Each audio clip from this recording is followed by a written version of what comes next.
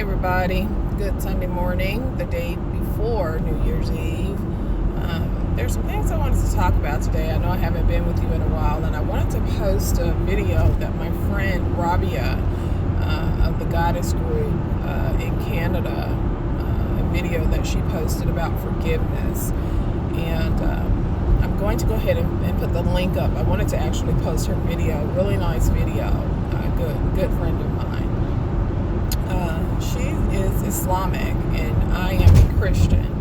And before she left back to go to Canada, we had a real good talk on the corner of where my house used to be in Aurora, on Rourke and Shenandoah. And she lived right across the street on Rourke and Shenandoah. And so we had a real good talk about Christianity and about Islam and how Islam was growing, and Christianity and Christ and Elijah Muhammad and things of that nature. And so where I wanted to go today is I wanted to look at that and review that and talk about this thing called forgiveness, because that's what we're going to have to learn how to do, people. And I like the way she put it in her video. I really want to post the video. I wish there was a way that I knew how to post it adjacent to my video so that you guys could hear it. However, it'll have to either be above or below, or it'll have to be the link on YouTube, because it's her YouTube channel that she has, the Goddess Group, and I would recommend that you guys listen to the video. So where I want to come from today is I want to look at Abraham and Sarah and looking at forgiveness. And in Abraham and Sarah, I believe it's in Genesis chapter 16 and in Genesis chapter 14 through 16, where it talks about Abraham, Hagar, Sarah, Ishmael, and Isaac. And it was talking about how, of course, Ishmael is Abraham's firstborn child with his Sarah's handmaiden, Hagar. And Hagar, God promises Abraham that he will be the father of many nations. He and Sarah will be the mother and father of many nations because of Abraham's faith. Not because of, I suppose because of his nationality as well, because Christ will come down through Abraham as far as the flesh is concerned, and also because of faith as well. So he and Sarah will be the mother and father of many nations, and through that, the blessing of Christ will come through Isaac, his child that he's supposed to have with his wife, not his mistress, but his wife. However, because they're up in age, Abraham is about in his 80s, I believe. He's 86 years. So he's about 86 when this promise is made, and his name is Abram. It hasn't yet been changed to Abraham when God tells him about this blessing that he's going to bring. And then, of course, God goes to Sarah and tells Sarah the same thing. Again, God talks to us women to men. It's not all about you men. It's about the women too, in our relationship with God as well. And so he tells Sarah, and Sarah laughs. And so, of course, Isaac, his name means laugh. It means laughter. And Sarah's very happy when she has him. However, I don't want to jump ahead of myself. A friend of mine told me I do that. So I want to make sure I stay on the course here and go in order. So Sarah tells Abraham, you know what? I know God is saying all this. He came to me as well as talking to you. But what I want you to do, Abram, is her name was Sarai at the time. What I want you to do, my dear husband, and she used to call him Lord because he was such a good husband. She called him Lord. And so she said, look, Lord, I want you to go, and I want you to go into my handmaid Hagar, and I want you to go ahead and have sex with her and conceive and have a child with her, because I am up in age, and not only am I up in age, but I'm barren. I can't have children. Abraham, Abram, we've tried this several times, and it just doesn't work for us. We cannot bear children because I'm barren. I cannot have them. So go ahead on up with her, and you guys have sex, and per my permission. And of course, Abraham, he didn't back down. He didn't say, I'm not having sex with her. You're my wife. I'm not going to have sex with this woman. Abraham was more than happy to go into Hagar. She must have been a very good-looking woman, because he definitely didn't turn the offer down. So he went in and he had sex with Hagar, and Hagar did conceive. And when Hagar conceived, she had a nasty attitude towards Sarai. And when Sarai saw that she had a very nasty attitude towards her, Sarai said, you got to get out of my house, because I'm the one who said that you can have sex with my husband to bear this child that God said that is going to be a blessing for us. In other words, she allows Hagar to be the surrogate. You know, today we call these type of relationships surrogates. And so that's what Hagar was. She was a surrogate mother to Abraham and Sarai. You know, however, Hagar got an attitude, and Hagar's attitude was towards Sarai. And because Sarai didn't like Hagar's attitude towards her for being that surrogate to carry this firstborn child so that the nations would be blessed through him, she told her she had to get out. She said, get out and get out of my house. But she didn't tell it to her directly. She told it to her Lord Abram. She said, get this woman out of my house. She has conceived. She has gotten this nasty attitude towards me. She has to go. She cannot stay here. She cannot stay here at all. And of course, Abraham told her she had to leave. And so the angel of the Lord came to Hagar, and he told her, look, Hagar, I heard your cry, I heard your moan, I heard your prayer. And you'll read the rest of the story as you read in Genesis. And so as the story goes on, Sarah and Abraham, well, first God changes Abram's name to Abraham and Sarai's name to Sarah. And they do have sex, and they have the pleasure of having sex. And they do conceive, and they do have a child, and his name is called Isaac. And Sarah gets really, really happy. She gets very happy. And of course, Hagar's son is called Ishmael. And now Ishmael is the father of Islam. He is the father of Islam, the nation of Islam. Now Elijah Muhammad, I'm not sure exactly where he comes in at. And Ishmael has 12 nations, because Abraham, back in those days, and probably even in these days now, is the firstborn who received the blessing. Not the secondborn, not in Isaac, but in Ishmael.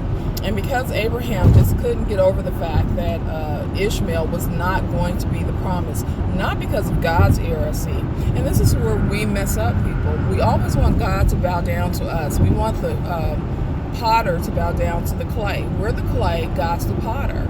We mess up, we make decisions, and then we say, God's not fair. He's not doing it the way that it should be done. When in reality, we're the ones who are not fair, and we're the ones who are not doing it the way it should be done. And so that was Abraham's problem with his son Ishmael.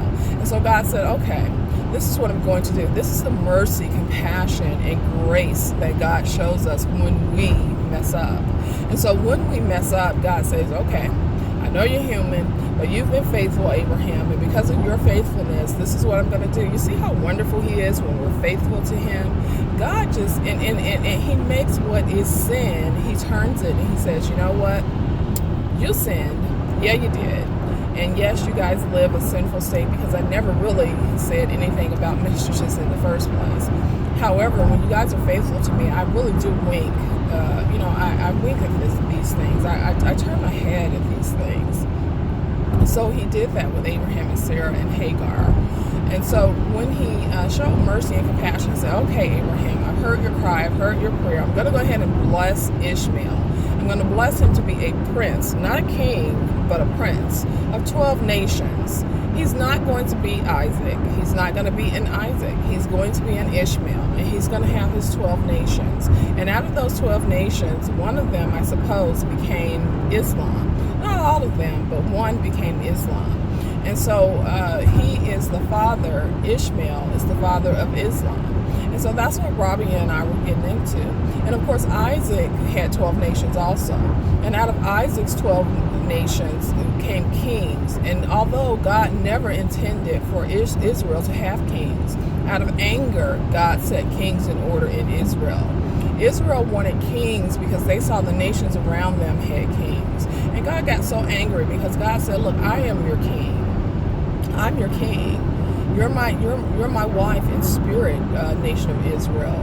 You're my queen, and I'm your king. So I don't want you having kings like the nations around you. I've given you judges. That's what I've given you. And I've given you prophets. You don't need a king. I am your king. However, they continued to beg and beg and beg and beg and beg God for a king. So out of God's anger, he gave them a king. The first king was Saul. Then the second, of course, was David. And then the third was Solomon. After that, the nation split between Rehoboam and Jeroboam into a northern kingdom with 10 tribes and a southern kingdom with 2 tribes. And out of those 2 tribes came Christ. Out of the tribe of Judah, the scepter will never depart from Judah. You'll hear that in sermons every now and again. The scepter will never depart from Judah. That king, scepter, kings had a scepter. And when the king reached out his scepter, like in the story of Esther, when Esther was pleading for the people of the Jewish, the nation of, I'm not sure if it was Jewish people back then out of the tribe of Judah, or if it was for the nation of Israel that Esther pleaded for. I'm not sure. You'll have to read the book of Esther in the Old Testament to see who it is. And so the king reached his scepter out to her. That's the scepter shall never pass from Judah. And that is Christ. Christ, it'll never pass. It'll never pass. Christ will always be king. He will never, ever, never, ever not be king. And that's how you get the Jews in today's time, coming from the tribe of Judah. So you have and I haven't gone on a tangent here, because this is what Robbie and I were talking about, and I'm going to where I'm getting to as far as forgiveness is concerned. So stick with me here. Stick with me. In this scepter will never pass. Christ is that scepter. Now, out of the tribe of Judah, which is where you get Jews from. So you start out with Hebrews, with Abraham, and it starts out with Hebrews because God made Abraham a nation. There was never such a thing as Hebrews. Abraham became, when God made the covenant with Abram and changed his name to Abraham, that's where Hebrew comes from, Abram. And he is the first Hebrew. Abraham is. And then, of course, you have from Abraham, you have Israel. Israel comes from Jacob. Jacob's name was changed to Israel, and you can read that story in Genesis also. So then you have Israels, or Israelites. And then from Israelites, you have the son of Jacob, Israel, whose name was Judah. Judah is who Christ came through. And through Judah, you have the Jews. And that's how that works. And when you read your Bible, you'll be able to know that. And you don't have to go through all the exegesis and hermeneutics and things of that nature. Of course, I did, but you don't have to. You can learn from the people who go through that, through going through advanced courses when you go to church. All you have to do, go through an advanced course other than just your typical Wednesday night Bible class, and you'll learn these things because the teachers, the ministers have gone through seminary school, and they know, and they have a plethora of knowledge, and they'll teach you that. They'll teach you the hermeneutics, and they'll teach you the exegesis, and they'll teach you the metaphors and the similes, which you should know if you've gone to high school. You should know about metaphors and the similes and all sorts of hidden language and things of that nature if you've had a high school education, even if you've had a preschool or a kindergarten education. You should know that, because we talk about that when we talk about the English language and the connotation of the English language. So you're without excuse if you don't know, and you're in America with the English language. And like I said, I don't know about other countries because I don't know other countries' languages. Now that's that as far as this thing with Hagar and Sarah and Abraham and Ishmael and Isaac, and the story that Robbie and I were talking about as far as Islam and Christianity goes. Now, her thing was about forgiveness, and that's what she talks about on her video. And that's what I really wanted to get into a little bit here. Forgiveness. And the forgiveness comes when we talk about Christianity and when we talk about Islam. This is where the forgiveness has to take place, because we are brothers and sisters. Islam is the brother and sister of Christianity because of Isaac and because of Ishmael. We're brother and sister because they were brothers. They were brothers. Their father is Abraham. And so we are. And of course, Keturah as well. In the faith.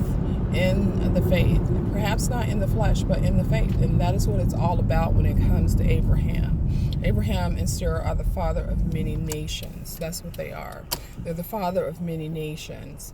And so that's what I wanted to highlight about Rabia's video when she talks about forgiveness. And then she gives some pointers in it. And I don't want to spoil it because I really want you to listen to her video, because she gives you a step-by-step process for forgiveness. And this is what we're going to have to do when it comes to Islam and when it comes to Christianity. She did it on more of a personal level. I'm saying let's do it on a religious level.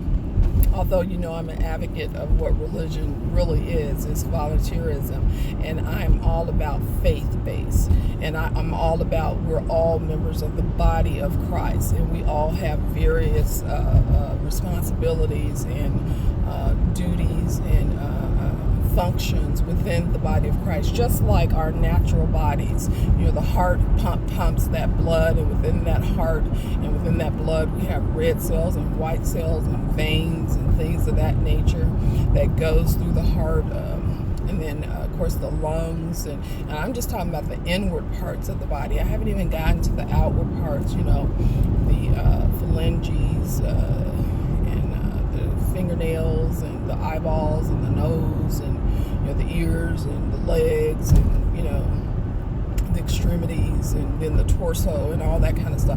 We have to deal with the inward parts, because it's the inward parts that causes so much conflict that we don't see, and we have to know about those inward parts, and we have to know that God is not so unmerciful and not so unknowing that He would let Christ die only for a select few. And as far as faith is concerned, when He promised that Abraham would be the father of many nations, and again, there are 7 continents and 7 ethnicities. In other words, 7 nations. Well, for several nations within those 7 continents. Several nations within those 7 continents. Okay, people? So listen to Rabia's video about forgiveness, and then let's do that. Let's do that. And of course, over in Luke chapter 17, I believe, in the verses 3, could be 13 and the verses 7, but I believe it's 17 and 3. You know how I told you I read the Bible and I read it as a novel, so I don't always break it down in the sense of book, chapter, and verse when I'm giving these things. However, I believe it's Luke 17 and 3 when Christ talks about forgiveness, and He says to His apostles, He says you have to forgive. And Peter says, you know, how shall we do this? You know, and Christ says, you know, if you have the faith of a mustard seed, again, Abraham, the father of faith. Faith. It takes faith to be a forgiving person. You can't just up and say, oh, I'm going to. It takes faith, and it's a process, and that's what Rabia gets into. She talks about how it's a process. Forgiving is a process. Faith is a process, and you start out as a mustard seed. So let's become an orchid of mustard trees, people. If you want to really build and you really want to be wealthy, start out with a little bit. You know, a little tiny mustard seed, and grow your orchid. Grow your orchid. Some people's orchids have 2 trees, 3 trees, a row of trees, and some people have a big enough orchid because they're so forgiving that they can teach and sell it to other people and make profit off of it. So let's do that. Let's do that, people. And then let's remember India Ari's song about forgiveness. And I want to try to get that and put that link in there too when I do this video. So you all have a very good Sunday morning. Love you guys. Bye.